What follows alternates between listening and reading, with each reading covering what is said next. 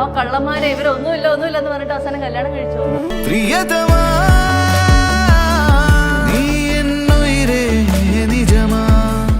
അർജുനും ശ്രീതും തമ്മിൽ ലവ് ആണോ?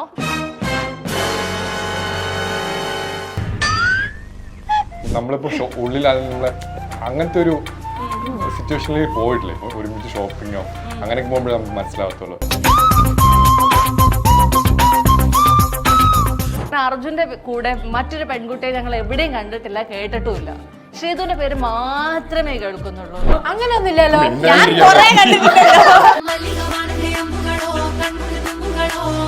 നമ്മുടെ ഈ സ്കൂളിൽ ടീച്ചർ പിള്ളേരെ അടിച്ചിരുത്തണ പോലെ ഇവരിരുത്തേണ്ടി വരുമെന്ന് തോന്നുന്നു.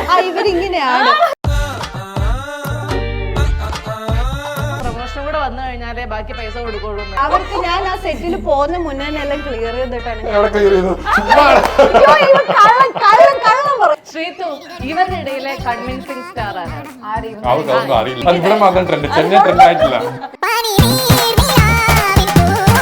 യഥാർത്ഥത്തിൽ ശ്രീതു കൊടുത്ത സാരിയുടെ വില എത്ര?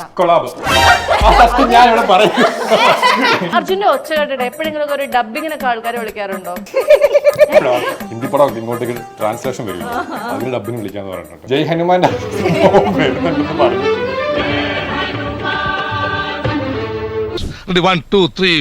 അയ്യോ വേഗത്തിൻ ഗതി അറിയാതെ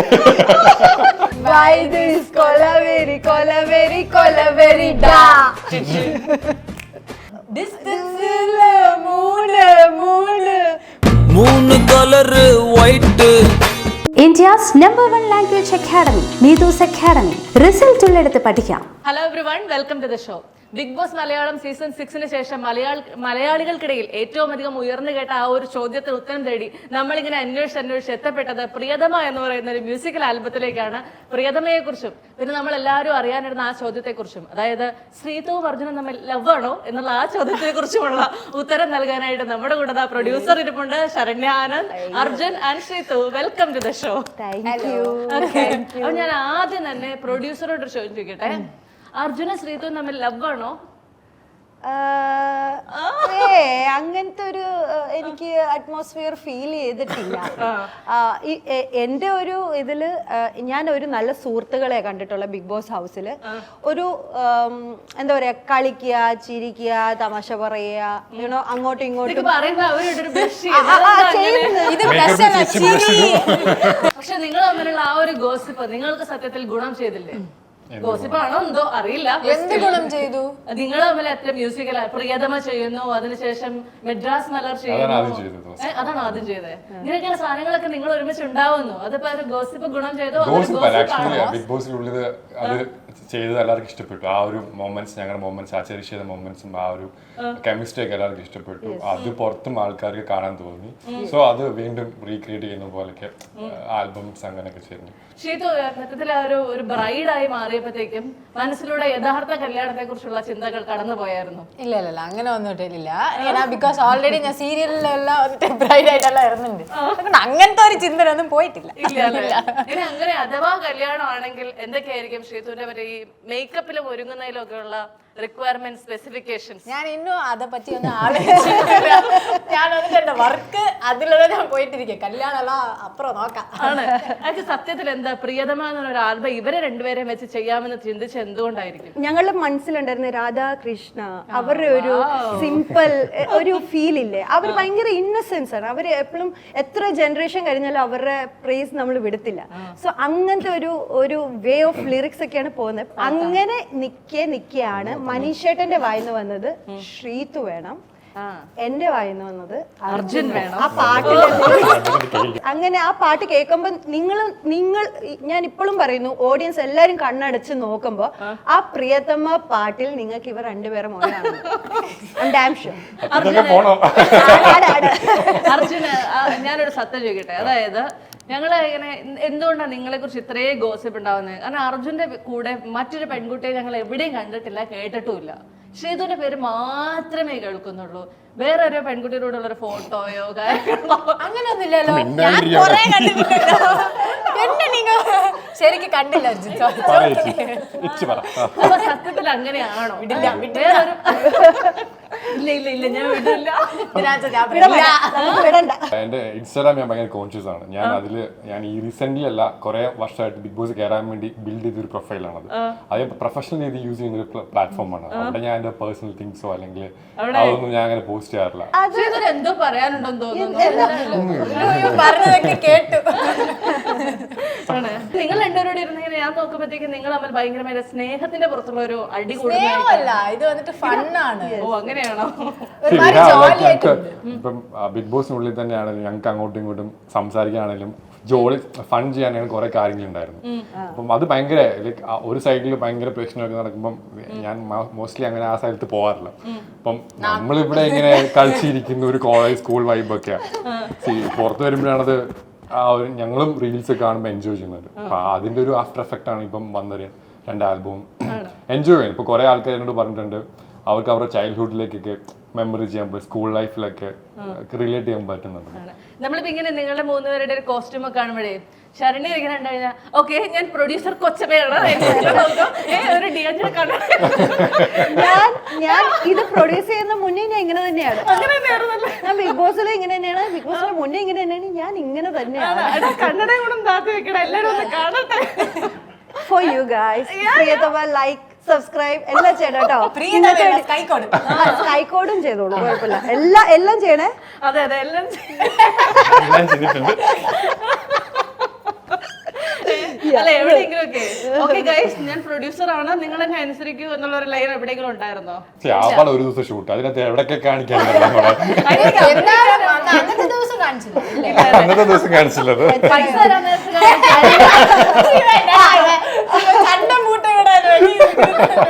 അല്ല പൈസ തരാൻ നേരത്ത് കാണിച്ചായിരുന്നോ?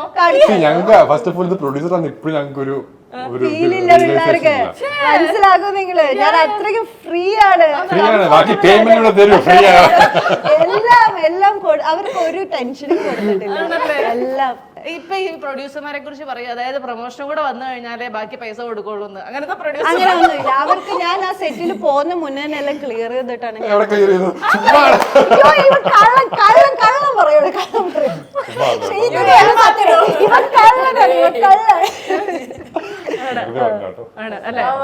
സീരിയസ് ആയിരിക്കും. തമാശക്ക് വെറുതെ പറഞ്ഞാട്ടോ. പക്ഷെ സത്യത്തിൽ ഇവരോട് ബാർഗെയിൻ ചെയ്യേണ്ടി വന്നോ പ്രിയതമയ്ക്ക് വേണ്ടിയിട്ട്? ഇത് ഞങ്ങളുടെ എന്താന്ന് വെച്ചാൽ പ്രിയതമയിൽ നമ്മൾ കാസ്റ്റ് ഇല്ലെങ്കിൽ ഞങ്ങളുടെ ക്രൂ എല്ലാം എടുത്തു നോക്കി നമ്മളൊരു ഫാമിലി പോലെയാണ് വർക്ക് ചെയ്യണത്. ഇപ്പൊ ഇവരോടും സംസാരിക്കുമ്പോൾ തന്നെ എനിക്ക് ഏറ്റവും കൂടുതൽ ആ ബിഗ് ബോസ് ഹൗസിൽ ഞാൻ കണക്ട് ആയിട്ടുണ്ടായിരുന്നത് അർജുനും ശ്രീത്തും. അങ്ങനെ എനിക്ക് കുറച്ച് 5 or 6 പേരാണ് ഏറ്റവും കൂടുതൽ ഞാൻ കണക്ട് ആയിട്ടുള്ളത്. അതിൽ ഞാൻ എന്തെങ്കിലും ഒരു പ്രോജക്റ്റിൽ എനിക്ക് ഏറ്റവും ആദ്യം സ്ട്രൈക്ക് ആവണമെങ്കിൽ എനിക്ക് അത്ര കണക്ഷൻ അവിടെ ഉണ്ടുകൊണ്ടാണ്. സോ ഒരു ഫ്രണ്ട്ലി ബേസിലാണ് നമ്മൾ പ്രോജക്റ്റ് പോയിരിക്കുന്നത്. പക്ഷെ സത്യത്തിൽ ഈ പ്രിയതമ ആൽബം റിലീസ് ആവുന്നതിന് മുൻപ് തന്നെ നിങ്ങളുടെ ആ കുറെ ലൊക്കേഷൻ സ്റ്റിൽസ് ഒക്കെ പുറത്തു വന്നിരുന്നു. ഞങ്ങളൊക്കെ സത്യമായിട്ട് ഞെട്ടിയായിരുന്നു. എടാ കള്ളന്മാരെ ഇവരൊന്നുമില്ല എന്ന് പറഞ്ഞിട്ട് അവസാനം കല്യാണം കഴിച്ചു വന്ന്. സത്യമായിട്ടും നിങ്ങൾ എവിടെയും അതിനൊന്നും റെസ്പോണ്ട് ചെയ്യുന്നതും കണ്ടില്ല. എന്തിരുന്നാലും അതൊരു പ്രോജക്റ്റ് നമുക്കറിയാം, എവിടെ ഇരുന്നാലും അറിയാന്നാ പോണം. അതുകൊണ്ട് നമ്മൾ അതിന് ഒന്നും പറയേണ്ട ആവശ്യമില്ല. ഇത് ഇപ്പൊ ആക്ടിങ് ചെയ്യുന്നവർക്ക് ഇപ്പൊ ഒരു കല്യാണമല്ല, ഒരു 100 കല്യാണം കഴിക്കേണ്ടി വരും. സോ ആ ഒരു മൈൻഡില് അവര് ശ്രീത്തു ആയാലും എടുക്കുന്നുള്ളൂ, ഞങ്ങളായാലും എടുക്കും, ഞാനായാലും പിന്നെ ചെയ്യുവാണെങ്കിൽ എടുക്കത്തുള്ളൂ. ഇങ്ങനെ ഒരുപാട് ആൽബങ്ങൾ ഇനി പുറത്തിറങ്ങാൻ ഉണ്ടെന്നാണ് ഞങ്ങൾ കേട്ടത്. ഉള്ളതാണോ? പ്രിയതമ എന്താ ഉദ്ദേശം? നമ്മളിപ്പോ സാധാരണ ഒരു ആൽബം ചെയ്യുന്ന പോലെ, അല്ലെങ്കിൽ ആൽബം എന്ന് പറയുമ്പോൾ ക്വാളിറ്റിയോ കാര്യങ്ങളോ എല്ലാം സിനിമ രീതിയിലാണ് നമ്മൾ പോയിരിക്കുന്നത്. ഞങ്ങളുടെ ഇനി വരാൻ പോകുന്ന വേർഷനും അതാണ്. ഞങ്ങളൊരു ചേഞ്ച്, ഒരു സംഭവമാണ് കൊണ്ടുവരാൻ പോകുന്നത്. ഇപ്പൊ ആ പാട്ട് റിലീസ് ആകുമ്പോൾ നിങ്ങൾ കാണുമ്പോൾ മനസ്സിലാവും. ഒരു സിനിമ ഏത് സിനിമയാണെന്നായിരിക്കും ചോദിച്ചിട്ട് ആൾക്കാർ പോവുക, അല്ലെങ്കിൽ ഏത് ആൽബം ആണെന്ന് ചോദിച്ചിട്ടായിരിക്കില്ല പോവുക. സോ ആൽബം അല്ല ഞങ്ങൾക്ക് ഇതൊരു സോങ് ആണ്.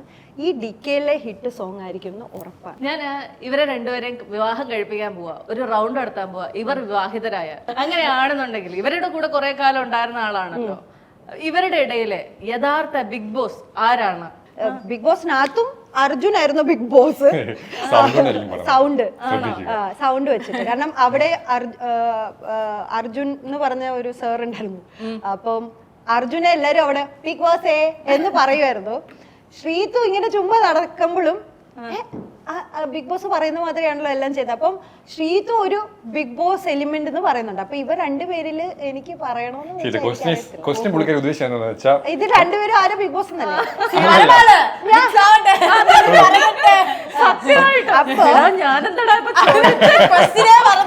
അപ്പൊ ഞാൻ പറയുന്നത് എപ്പോഴും ഗേൾസിന് ഒരു പവർ ഇരിക്കട്ടെ. ശ്രീതു ആണ് ബിഗ് ബോസ്. ആണല്ലേ? ഓക്കെ, ശ്രീതു, ഇവരുടെ ഇടയിലെ കൺവിൻസിങ് സ്റ്റാർ ആരാണ്? അവർക്കൊന്നും അറിയില്ല കൺവിൻസ് സ്റ്റാർ എന്താണെന്ന് പറഞ്ഞു. അത് ഇവിടെ മാത്രം ട്രെൻഡ്, ചെന്നൈ ട്രെൻഡ് ആയിട്ടില്ല. ജസ്റ്റ് എന്ത് പറഞ്ഞാലും കൺവിൻസ് ചെയ്ത് പറ്റിക്കുന്ന ആളാരാണ്? കൺവിൻസ് ചെയ്ത് പറ്റിക്കുന്ന ആളാ. Yeah, yeah, exactly. പച്ചിപ്പോ രണ്ടുപേരും ഇല്ല. ഇല്ല ഇല്ല അല്ലേ? ഞങ്ങളൊക്കെ ജെനുവിൻ പിള്ളേരാ. അച്ഛാ. Straight. അർജുൻ, ഇവരിലെ എന്താ പറയാ ഷോപ്പിംഗ് സ്റ്റാർ ആരാണ്? വായ്പയല്ല. അട്ടയറിൽ നമുക്ക് നോക്കുവാണെങ്കിൽ ഇങ്ങോട്ട് പോകും. ആ ഒരു ഔട്ട്ഫിറ്റ് നമുക്ക് കാണുമ്പോ അറിയാലോ. ഷോപ്പിംഗ് ഒന്നും കൂടി ഞാൻ പറയട്ടെ, പറ്റിപ്പ് ഞാൻ ഇതുവരെ പറ്റിച്ചിട്ടില്ല ഇവരാരും, അതുകൊണ്ട് എനിക്ക് അറിയില്ല. ഓക്കെ, ശ്രീതു അങ്ങനെ കോസ്റ്റ്യൂംസിലോ അല്ലെങ്കിൽ അങ്ങനെയുള്ള ഭയങ്കരമായി സ്പെൻഡ് ചെയ്യുന്ന ഒരാളല്ല. കറക്റ്റ് അല്ലല്ല, അത്ര വലുതായിട്ടില്ല. പണ്ടുണ്ടായിരുന്നു, പിന്നെ അതെന്താ വലുതായപ്പോഴത്തേക്കും വരെ ഇതിന്റെ ഒന്നും ആവശ്യമില്ല എന്നുള്ള ഒരു തോട്ടിലേക്ക് എത്തിയോ? അങ്ങനെയല്ല, അറിയില്ല, ഇല്ല, പോയി. അർജുന്റെ ഒച്ച കേട്ടിട്ട് എപ്പോഴെങ്കിലും ഒരു ഡബിങ്ങിനൊക്കെ ആൾക്കാരെ വിളിക്കാറുണ്ടോ? ഞാൻ കഴിഞ്ഞ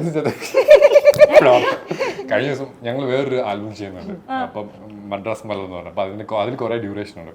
അപ്പൊ അതിൽ ഡബ് ചെയ്തിട്ട് അവിടുത്തെ ആൾക്കാർ പറഞ്ഞു ഈ മറ്റേ ഈ ഹിന്ദി പടമൊക്കെ ഇങ്ങോട്ടേക്ക് ട്രാൻസ്ലേഷൻ വരില്ല, അതിന് ഡബിന് വിളിക്കാന്ന് പറഞ്ഞിട്ടുണ്ടല്ലേ.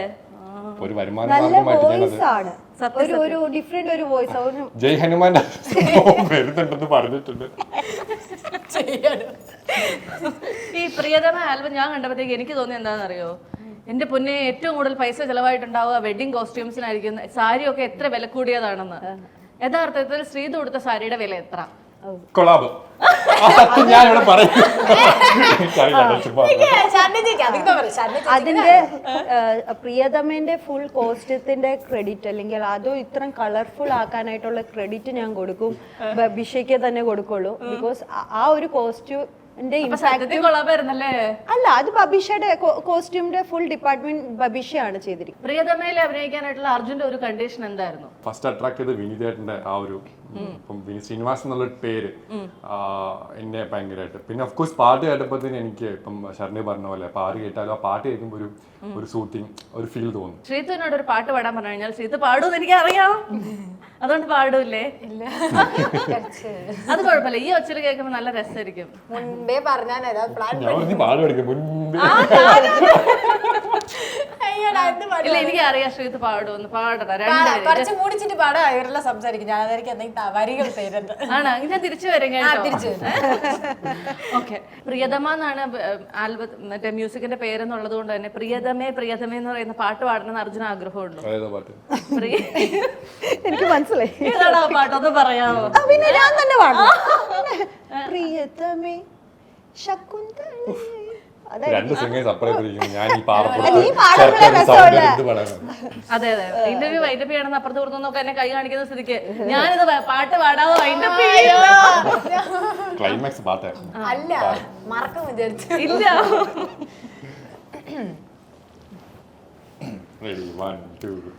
ഒരുമിച്ച് പാടിയാലോ? ഒരുമിച്ച് പാടാം. ഏത് പാട്ടാ? എന്തെങ്കിലും മലയാളം പറഞ്ഞാലും ഞാൻ വരാം.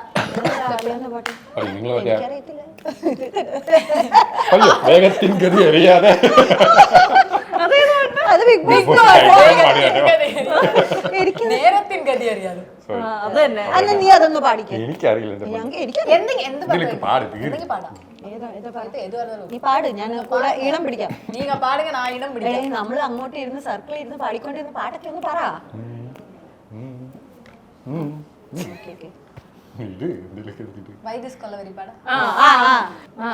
ഇല്ല, വൈദിസ് കൊലവരി.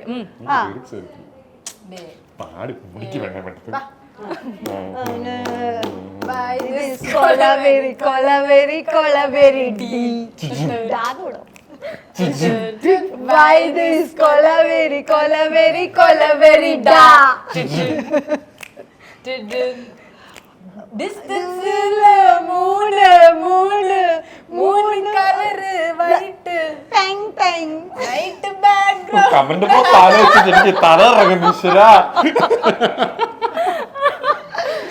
ശ്രീത് ഭയങ്കര ഇത്രയും വലിയ എനർജറ്റിക്കും ആക്റ്റീവ് ആണെന്ന് തിരിച്ചറിയാൻ ഞങ്ങൾ എന്താ വൈകി പോയത് ഞാൻ ആലോചിക്കുന്നത്. നിങ്ങൾ ലൈവ് ഒന്നും കണ്ടില്ല?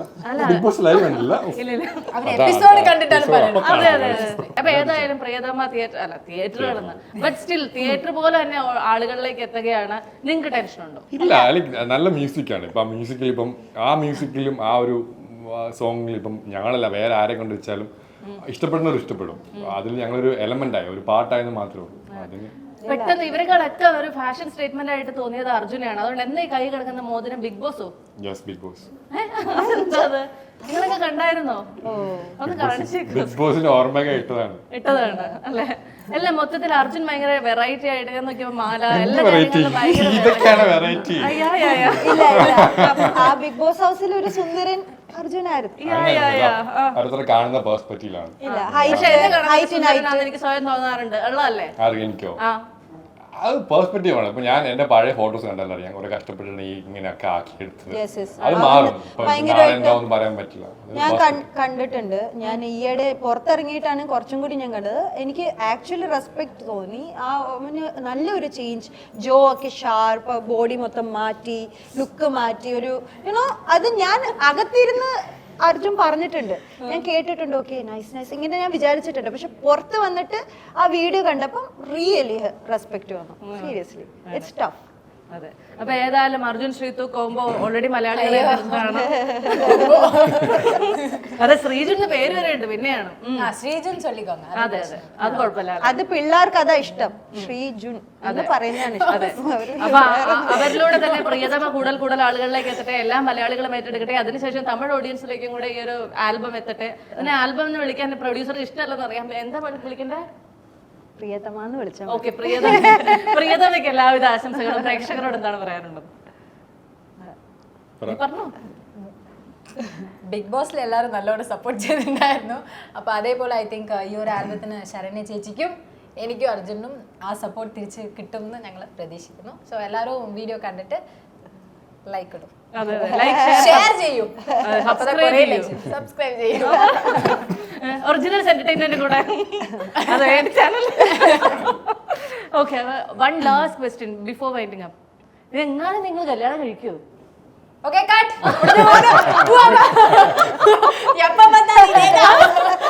Okay guys, thank you so much. ഇനി എന്തായാലും ഞാൻ ചോദിച്ചിട്ട് എനിക്ക് അടി കിട്ടുന്നുള്ള ഉറപ്പായതുകൊണ്ട് ഞാൻ പോകണം. Thank you. India's #1 language academy, Needus Academy. Result ഉള്ളിടത്ത് പഠിക്കാം.